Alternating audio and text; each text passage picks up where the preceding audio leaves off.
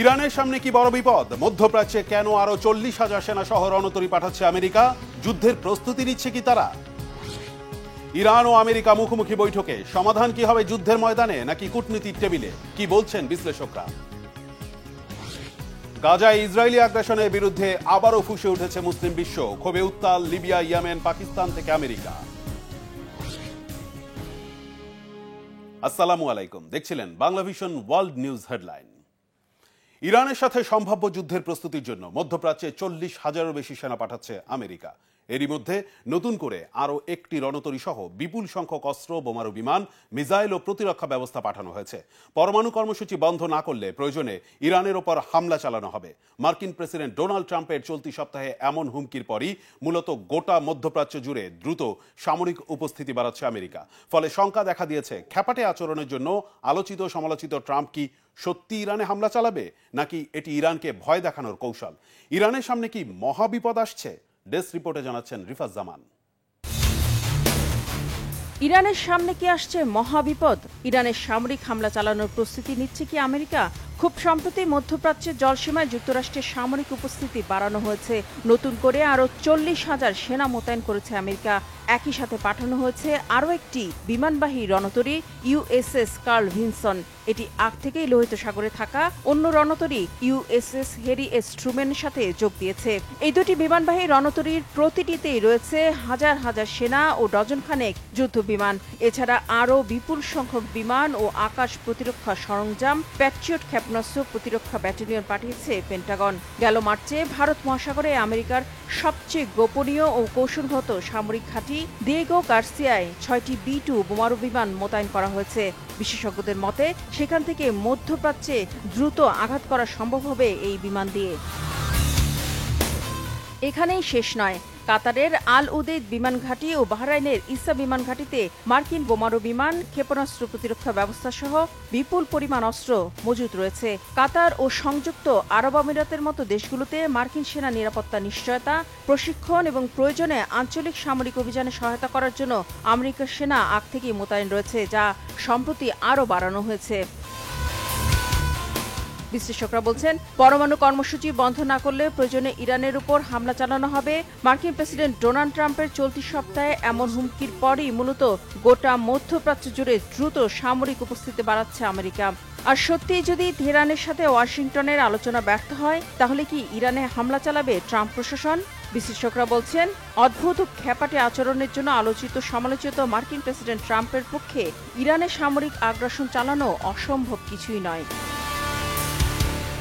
সেক্ষেত্রে বিশ্ব পরিস্থিতি কতটা নাজুক হবে তা ধারণা করা অসম্ভব কিছু নয়। এমন অবস্থায় কি করবে ইরান? তারা কি প্রস্তুত আমেরিকার সাথে যুদ্ধের জন্য? রিফাত জামান, বাংলা ভিশন নিউজ ডেস্ক। এদিকে আমেরিকার সামরিক চ্যালেঞ্জ মোকাবেলার সক্ষমতা ইরানের রয়েছে বলে মনে করছেন বিশ্লেষকরা। ইরানও সাফ জানিয়ে দিয়েছে, চাপ দিয়ে দমানো যাবে না তাদের। এমন অবস্থায় তেহরানের পরমাণু কর্মসূচির ভবিষ্যৎ কি হবে? সমাধান কি হবে যুদ্ধের ময়দানে, নাকি ওমানে ইরান ও যুক্তরাষ্ট্রের মধ্যকার কূটনীতিক বৈঠকে? হাফিজুল ইসলামের ডেস্ক রিপোর্টে বিস্তারিত।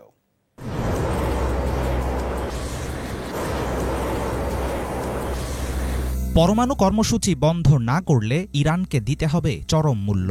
মার্কিন প্রেসিডেন্ট ডোনাল্ড ট্রাম্প বলে আসছেন, দরকার হলে নেওয়া হবে সামরিক পদক্ষেপ। অন্যদিকে ইরান জানিয়েছে, চাপ দিয়ে দমানো যাবে না তাদের। পশ্চিমাদের চোখ রাঙানি, কঠোর নিষেধাজ্ঞা আর বারংবার যুদ্ধের হুমকি দিয়েও তেহরানকে থামাতে পারছে না আমেরিকা। পারস্য উপসাগরের নিরপেক্ষ দেশ ওমানে দুই দেশের সাম্প্রতিক বৈঠকের জেরে কোন দিকে গড়াবে মধ্যপ্রাচ্য পরিস্থিতি, সেটা নিয়ে দেখা দিয়েছে অনিশ্চয়তা। এই মুহূর্তে প্রশ্ন একটাই, আলোচনার টেবিলে ঘনিয়ে ওঠা ছায়াযুদ্ধে জিতবে কে? কূটনৈতিক চাপে নতি স্বীকার করবে ইরান? তেহরানের শর্ত কি মানবে যুক্তরাষ্ট্র?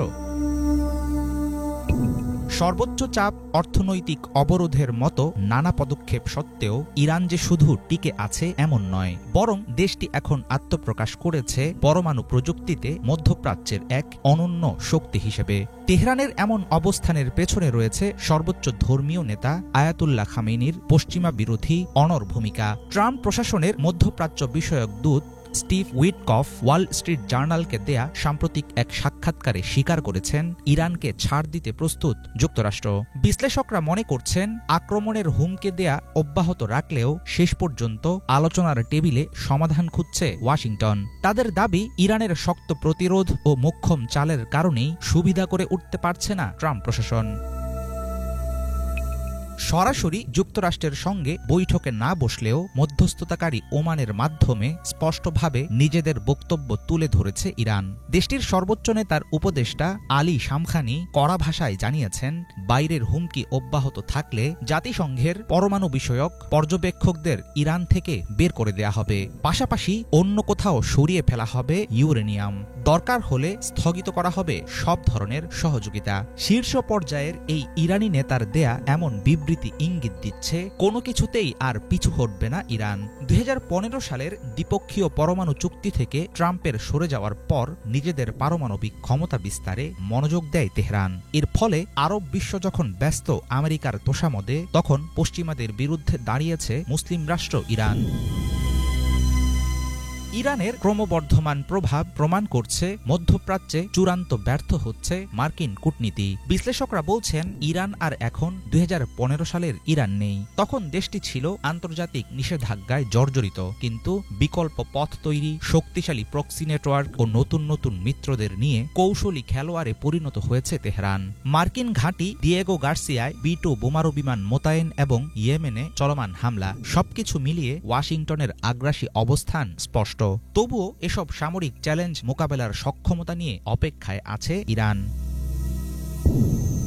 ইরানের পরমাণু কর্মসূচির সমাপ্তি দেখতে চায় যুক্তরাষ্ট্র, ইসরায়েল ও তার পশ্চিমা মিত্ররা, কিন্তু ওমানের সাম্প্রতিক বৈঠক ঘিরে তেমন কোনো প্রতিশ্রুতি দেয়নি ইরান। তেহরান বরাবরই দাবি করে আসছে, জাতিসংঘের আন্তর্জাতিক সংস্থার তত্ত্বাবধানে চলমান তাদের পরমাণু কার্যক্রম সম্পূর্ণ শান্তিপূর্ণ।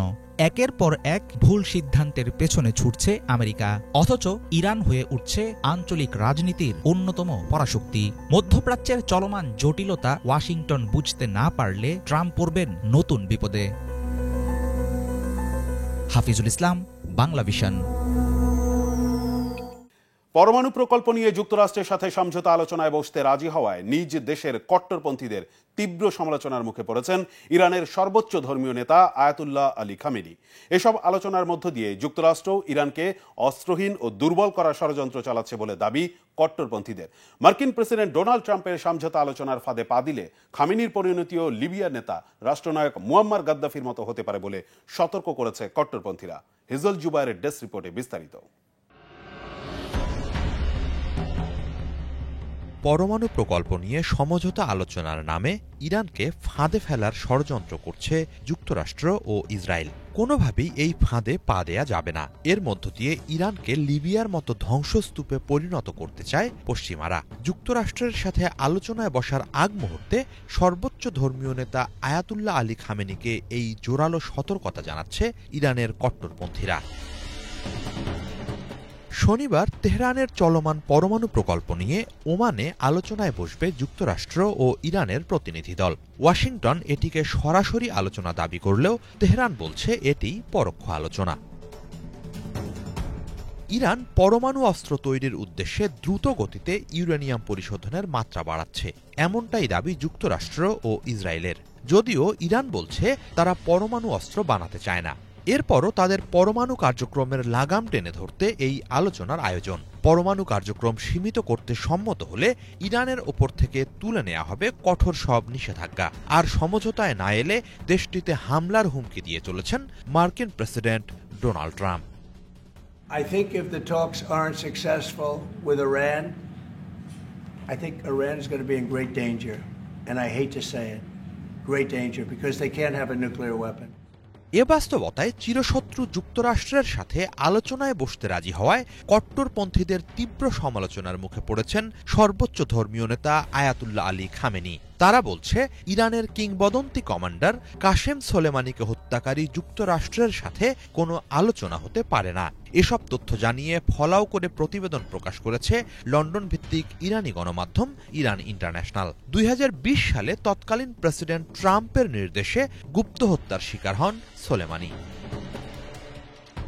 কট্টরপন্থীরা চায় নিজেদের সুরক্ষার জন্যই দ্রুত পরমাণু অস্ত্র তৈরি করুক ইরান, তা না করে সমঝোতার নামে উল্টো পরমাণু কার্যক্রম সীমিত করার ঘোরতর বিরোধী তারা। কোনোভাবেই মার্কিনীদের সাথে সমঝোতা চুক্তিতে যাওয়া যাবে না, এটি তাদের অবস্থান।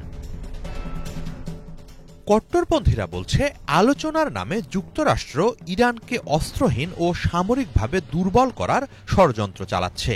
পশ্চিমাদের সাথে সমঝোতার ভিত্তিতেই 2003 সালে লিবিয়ার পরমাণু অস্ত্র প্রকল্প বন্ধ করে দিয়েছিলেন দেশটির তৎকালীন রাষ্ট্রনায়ক মুয়াম্মার গাদ্দাফি। এরপর সেখানে ছড়িয়ে পড়ে ভয়াবহ গৃহযুদ্ধ, আর তারই জের ধরে 2011 সালে মার্কিনীদের মদতপুষ্ট বিদ্রোহীদের হাতে খুন হন গাদ্দাফি। সমঝোতার ফাঁদে ফেলে ইরানকেও একই পথে হাঁটাতে চাইছে যুক্তরাষ্ট্র ও ইসরায়েল। এই ফাঁদে পা দেয়া হবে ঐতিহাসিক ভুল, এবং তাতে করে খামেনির পরিণতিও গাদ্দাফির মতো হতে পারে বলে কড়া সতর্কবার্তা দিচ্ছে কট্টরপন্থীরা। কট্টরপন্থীদের গণমাধ্যম রাজা নিউজের অভিমত, সুপরিকল্পিতভাবেই ইরানের লিবিয়া মডেল কাজে লাগাতে চাইছে যুক্তরাষ্ট্র ও ইসরায়েল। এ ব্যাপারে অতি উৎসাহী ইসরায়েলের প্রধানমন্ত্রী বেনিয়ামিন নেতানিয়াহুও। সর্বশেষ ওয়াশিংটনে ট্রাম্পের সাথে বৈঠকেও ইরানে লিবিয়া মডেল বাস্তবায়নের প্রতি সমর্থন দিতে দেখা যায় তাকে। Look, we're both united in the goal that Iran does not ever get nuclear weapons. If it can be done diplomatically in a full way, the way it was done in Libya, I think that would be a good thing. এছাড়া ট্রাম্পের ঘনিষ্ঠ মিত্র Republican senator Lindsey Graham ও Tom কটনও ইরানে Libya model বাস্তবায়নের আহ্বান জানিয়ে চলেছেন। সার্বিক বাস্তবতায় সর্বোচ্চ ধর্মীয় নেতা খামেনিকে এই ফাঁদ থেকে দূরে থাকার আহ্বান জানাচ্ছে ইরানের কট্টরপন্থীরা। হিজল জোবায়ের, বাংলা ভিশন। গাজায় চলমান ইসরায়েলের নৃশংস হামলার প্রতিবাদে বিক্ষোভে ফেটে পড়েছে গোটা মুসলিম বিশ্ব। ইসরায়েলি আগ্রাসনের প্রতিবাদে ও গাজাবাসীদের প্রতি সংহতি জানিয়ে বিক্ষোভ হয়েছে লিবিয়া, ইয়েমেন, পাকিস্তান সহ বিশ্বের দেশে দেশে। বিস্তারিত ডেস্ক রিপোর্টে। গাজা ইসরায়েলের ভয়াবহ হামলা এখনও চলমান। পৃথিবী যেন গাজাবাসীর জন্য নরকে পরিণত হয়েছে। এদিকে গাজার হাসপাতাল ও ক্লিনিকগুলো একে একে বন্ধ হয়ে যাচ্ছে। ত্রাণ প্রবেশে ইসরায়েলের বাধার কারণে অঞ্চলটিতে প্রায় সব ধরনের প্রয়োজনীয় সামগ্রীর সংকট দেখা দিয়েছে। في هذه المدينة وخرج العالم كله اليوم يندد بهذا الإجرام وينادي برفع الحصار عن غزة। এই নির্মমতার প্রতিবাদে বিশ্বের বিভিন্ন দেশের মানুষ রাস্তায় নেমে এসেছে। ফিলিস্তিনিদের প্রতি সংহতি প্রকাশ করে ও ইসরায়েলের আগ্রাসনের বিরোধিতা জানিয়ে গত 11 এপ্রিল লিবিয়ার মিসরাতা শহরে বহু মানুষ বিক্ষোভে অংশ নেয়। এ সময় তারা গাজায় চলমান হত্যাযজ্ঞের বিরুদ্ধে নিজেদের অবস্থান স্পষ্টভাবে তুলে ধরে।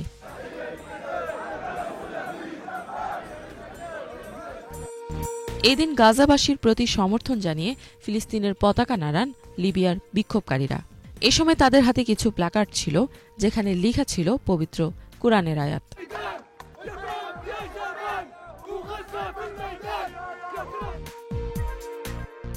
আহমেদ আলী উমাইমা নামে এক বিক্ষোভকারী রয়টার্সকে বলেন, গাজার জনগণের উপর যে নির্যাতন চলছে তা চরম অন্যায়।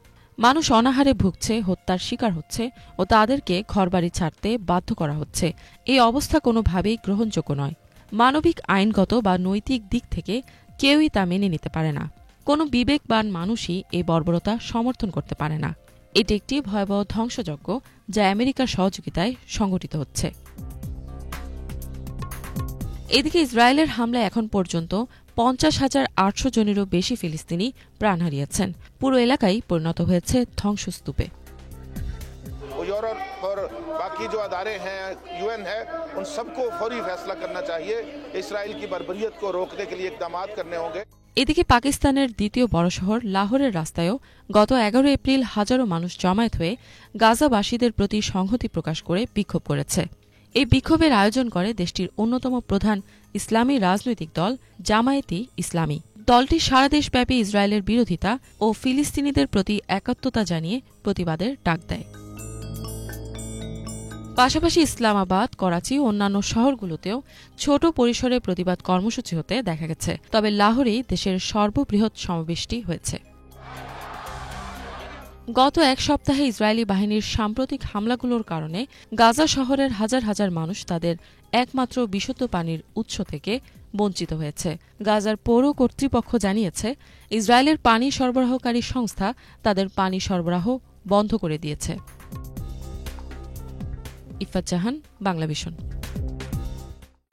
ফিলিস্তিন ইস্যুতে ইসরায়েলের প্রধানমন্ত্রী বেনিয়ামিন নেতানিয়াহুর প্রতি মার্কিনীদের সমর্থন কমছে। পিউ রিসার্চ সেন্টারের সাম্প্রতিক জরিপ এমন তথ্য দিচ্ছে। জরিপে অংশ নেওয়া যুক্তরাষ্ট্রের অর্ধেকেরও বেশি মানুষ ইসরায়েল সম্পর্কে নেতিবাচক মনোভাব পোষণ করেন। এছাড়া বেশিরভাগ মার্কিনী মনে করেন গাজার বিষয়ে সঠিক সিদ্ধান্ত নেওয়ার ইচ্ছে নেই ইসরায়েলি প্রধানমন্ত্রীর। শহীদ আরাফাতের ডেস্ক রিপোর্ট। ইসরায়েলের প্রতি মার্কিনীদের সমর্থন কমতে শুরু করেছে। এমনকি দেশটির প্রধানমন্ত্রী বেনিয়ামিন নেতানিয়াহুর প্রতি নেতিবাচক দৃষ্টিভঙ্গি বাড়ছে আমেরিকানদের। এক জরিপে এবার সেই তথ্যই উঠে এলো।